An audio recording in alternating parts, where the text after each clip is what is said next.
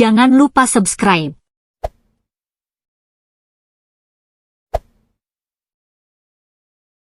like, dan share. Kita kerap kali dikejutkan dengan hal-hal di luar nalar.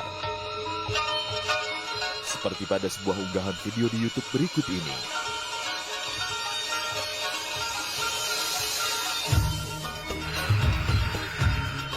Sebuah mandau terbang mengikuti pergerakan dan keinginan dari sang empu mandau. Sebilah benda tajam tersebut seolah mengerti akan keinginan dari pemiliknya. Dalam unggahan video lainnya, mandau juga terlihat melayang-layang seolah tak ada gaya gravitasi di sekitarnya.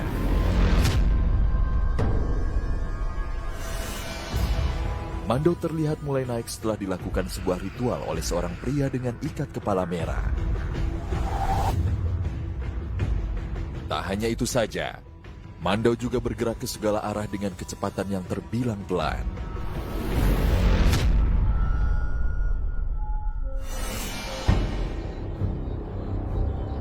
Pada bulan Mei 2020 yang lalu, terekam oleh kamera ponsel hal serupa. Mandau mulanya diberdirikan oleh sang empu, hingga akhirnya dilepas dan bergerak tanpa disentuh. Mandau awalnya terlihat berdiri dan berputar-putar, hingga akhirnya terangkat dan melayang seolah mengikuti alunan lagu tradisional yang sedang diputar.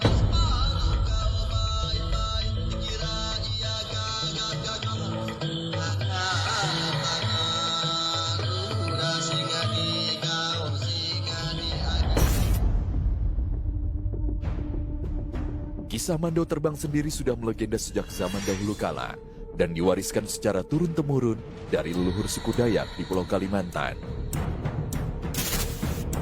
Mandau memang dipercaya sebagai pedang sakti mandraguna dari suku Dayak. Tak hanya dikenal karena ketajaman dari bilahnya, mandau juga sohor akan kelegendaannya yang konon mampu terbang dengan sendirinya.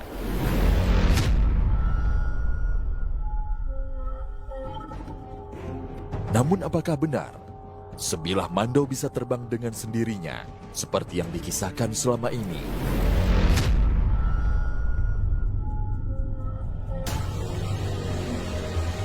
Tim Misteri Dunia akhirnya melakukan penelusuran ke Kalimantan Timur, salah satu kota dengan peradaban yang cukup panjang, di mana pernah berdiri kerajaan tertua di Indonesia, yaitu Kerajaan Kutai.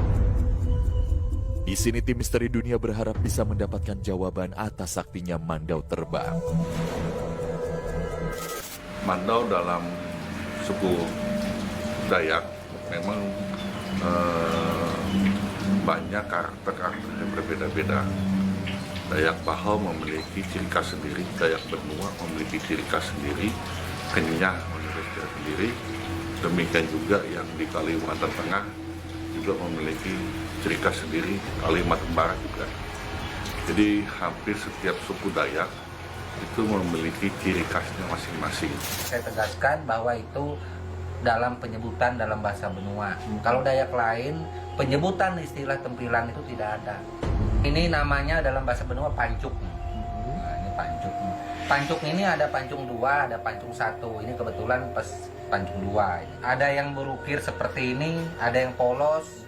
Nah, ini juga ada yang berukir. Nah, ini tempilan juga berukir. Ada wirak namanya ukirannya di sini. Nah, terus ada bitik malak di sini. Kadang-kadang dia ada titik kuningan di sini, nggak nentu. Nah, ini nggak ada titik kuningan. Nah, terus ada ukiran. Gitu. Terlepas dari kisah kesaktian senjata tradisional khas Dayak, mandau sendiri memiliki bentuk yang sangat mempesona. Jika dilihat secara langsung, terdapat ukiran pada gagang dan sarungnya yang sangat detail. Konon ukiran tersebut memiliki makna tersendiri. Pada bagian sarungnya biasanya disematkan sebuah jimat yang disebut dengan penyang. Konon, salah satu kesaktian dari mandau berasal dari penyang tersebut. Dikisahkan bahwa jimat ini biasanya didapatkan secara turun-temurun dari leluhur sang pemilik mandau.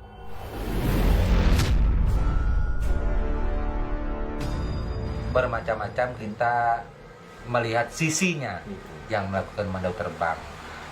Jadi kalau yang melakukan ini pembelian itu ketika dalam ritual itu dia pakai daun. Karena pengumak yang ada di belakang ini dipakai dia nari belian itu bunyi benua bete biowo atau bunyi bahasa Indonesia ini daun sawan. Itulah mandaunya. Mandaunya. Di dalam mata kita seperti ini itu daun. Tetapi di dalam gaib itu bilah tempilan, mandau tempilan. Nah, ini mandau yang memakai daun seperti itu. Terus mandau ini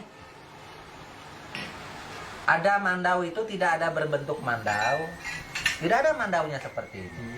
Tapi dia bacaan saja dengan menyebutkan roh daripada mandau itu. Bisa juga melakukan serangan secara gaib.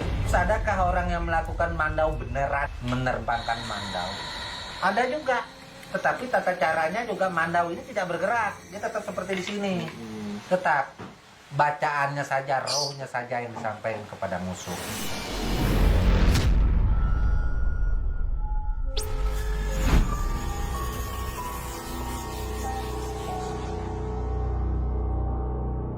Bahan pembuatan dari mandau sendiri konon berasal dari sebuah material batu yang mengandung mineral besi yang bernama mantikei. Namun seiring perubahan zaman, mandau kini ada pula yang dibuat dari material logam seperti pada senjata tajam umum lainnya.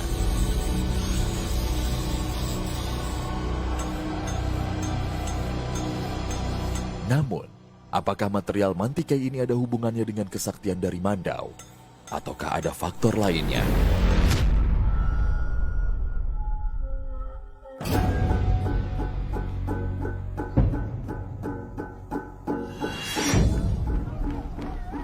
Kesaktian mandau terbang juga tersebut dalam kisah legenda yang cukup populer di Kalimantan. Bilah tajam khas suku Dayak tersebut dipercaya erat kaitannya dengan Panglima Burung. Panglima Burung merupakan sosok gaib yang diyakini sebagai tokoh pelindung dan pemersatu suku Dayak. Dalam keadaan tertentu, warga suku Dayak dapat menggelar ritual tari perang untuk memanggil Panglima Burung untuk mendapatkan kesaktian dan kekuatan. Panglima Burung juga dipercaya sebagai sosok yang menggerakkan mandau terbang.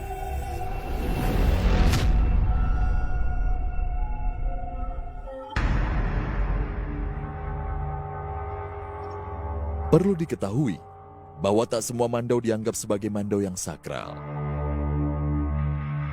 Ada pula mandau lainnya yang juga bisa digunakan untuk melakukan kegiatan sehari-hari, seperti untuk berburu, menebas tanaman, hingga benda lain.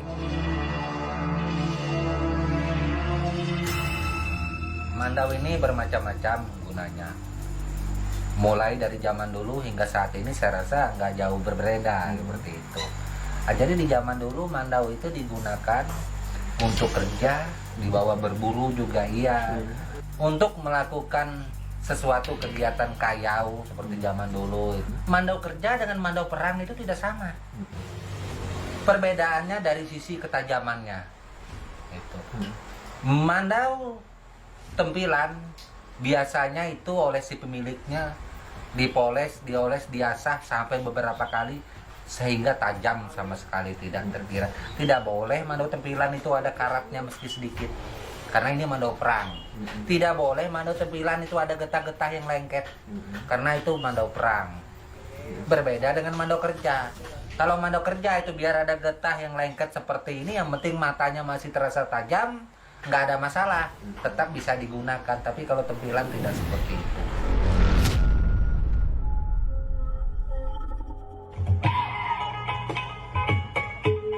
Suku Dayak tak hanya sohor akan kesaktian mandau terbang. Suku asli Kalimantan ini juga konon dikenal sebagai suku yang mahir dan magis dalam berperang. Benarkah demikian?